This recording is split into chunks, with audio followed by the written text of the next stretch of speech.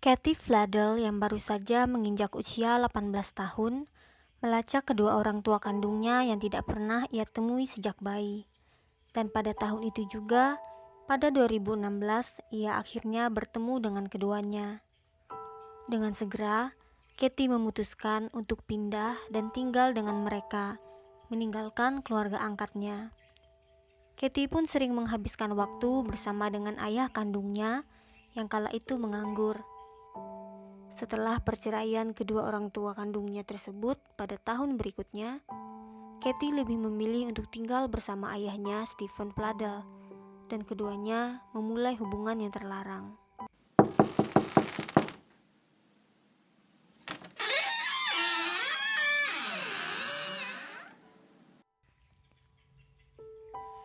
Ibu kandung Katie, Alisa, pergi dari rumah bersama kedua putri bungsunya setelah perceraian mereka terjadi, tanpa mengetahui hubungan yang terjadi antara anak tertuanya dan mantan suaminya itu.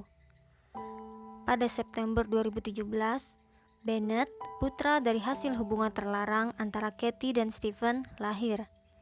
Tidak lama setelah mereka melaksanakan pernikahan secara ilegal yang dihadiri oleh ibu Stephen yang berusia 72 tahun dan orang tua angkat Katie yang hadir secara tak terduga. Mantan istrinya itu baru mengetahui hubungan insest keduanya saat ia membaca buku harian putri keduanya yang menuliskan tentang ayahnya yang menyebutkan bahwa saudarinya adalah juga ibu tirinya dan melarang anaknya itu untuk menghubungi mereka lagi.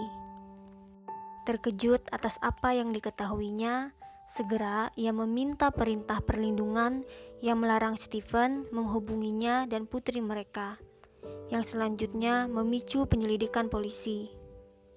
Sementara, Katie dan Stephen hidup bahagia sebagai pasangan suami istri di Knightdale, Carolina Utara, ketika mereka ditangkap pada Januari 2018 dan diekstradisi ke Kabupaten Henrico untuk menghadapi dakwaan insest. Namun, Stephen dibebaskan 1 bulan kemudian dengan jaminan dan dilarang melakukan kontak dengan Katie yang diperintahkan untuk kembali kepada orang tua angkatnya di New York. Katie yang awalnya bernama Dennis lahir saat Alisa masih berusia 17 tahun. Namun, ia menyerahkan anak pertamanya itu saat masih berusia 8 bulan untuk diadopsi agar memastikan keselamatannya dari ayahnya yang kejam. Stephen yang kala itu berusia 22 tahun. Ia sering mencubit Katie secara brutal saat ia masih bayi. Ia meneriakinya, menutup mulutnya bila ia menangis, dan menempatkannya di dalam lemari es karena merasa terganggu oleh tangisan dan rengekannya. Balik rasa kehilangan dan penyesalannya, Alisa tetap tinggal bersama Stephen dan menikah pada tahun 2006 dan dikaruniai 2 orang anak perempuan yang saat kejadian masih berusia 12 dan 8 tahun. Setelah keputusan pengadilan yang memisahkannya dari Katie, Stephen Pladel pun mulai merencanakan aksi kejahatannya. Setelah Katie menghubunginya dan mengatakan bahwa hubungan mereka tampaknya tidak bisa dilanjutkan. Korban pertamanya adalah putranya sendiri, Bennett, yang saat kejadian baru berusia 7 bulan. Bennett berada dalam pengasuhan ibu Stephen, dan meskipun terdapat adanya larangan untuk keduanya saling dipertemukan, namun tampaknya larangan tersebut tidak diindahkan. Bennett kemudian ditemukan tak bernyawa terkubur di dalam lemari di rumah ayahnya pada 12 April 2017 setelah Stephen mengakui kepada ibunya atas tindakannya melalui telepon. Ia kemudian melanjutkan berkendara sejauh 600 mil menuju ke tempat di mana Katie berada. Katie yang saat itu sedang bersama ayah angkatnya, Anthony Fusco yang berusia 56 tahun, diikuti oleh Stephen. Kemudian, ia menembak dan menewaskan keduanya dan mengambil nyawanya sendiri pada tempat yang berbeda. Katie, Bennett, dan Anthony Fusco dimakamkan pada 21 April di gereja St. Charles Borromeo di Dover Plains, New York. Kasus serupa juga pernah terjadi di Nebraska. Travis Field Group dipertemukan kembali dengan putri kandungnya yang tidak pernah ia kenal. Keduanya awalnya menikmati hubungan orang tua dan anak yang normal, tapi kemudian hubungan itu berubah dan keduanya segera menikah. Dan sekarang mereka harus menanggung akibatnya.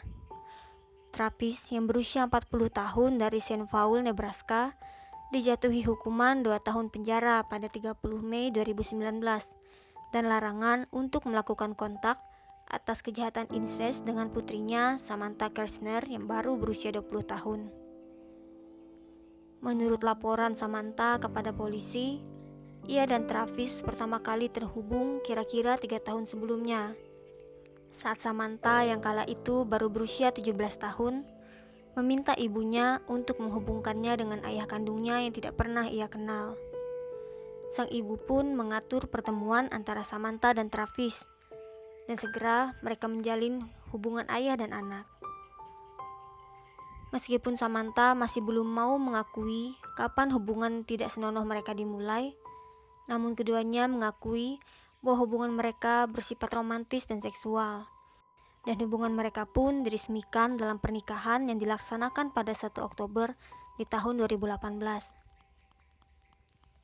Pada awalnya, mereka percaya bahwa mereka bukanlah ayah dan anak, apalagi nama Travis tidak tercantumkan dalam akta kelahiran Samantha. Namun, tes DNA telah memastikan bahwa mereka memanglah ayah dan anak. Setelah diperiksa dan diambil keterangan selama 5 hari, Samantha akhirnya mengakui motivasinya untuk melakukan hubungan tidak senonoh dengan ayahnya itu berasal dari persaingan cemburu antara ia dan saudara tirinya mengenai siapa yang boleh berhubungan dengan ayah mereka, dan tampaknya Samantha lah yang memenangkan persaingan. Meskipun keduanya menghadapi ancaman hukuman maksimum sampai dengan 8 tahun, namun akhirnya Samantha hanya dihukum penjara selama 9 bulan. Dan sekarang ia sudah bebas menjalani kehidupan normal di luar sana. Demikian kisah kita kali ini. Jangan lupa klik like dan subscribe channel ini.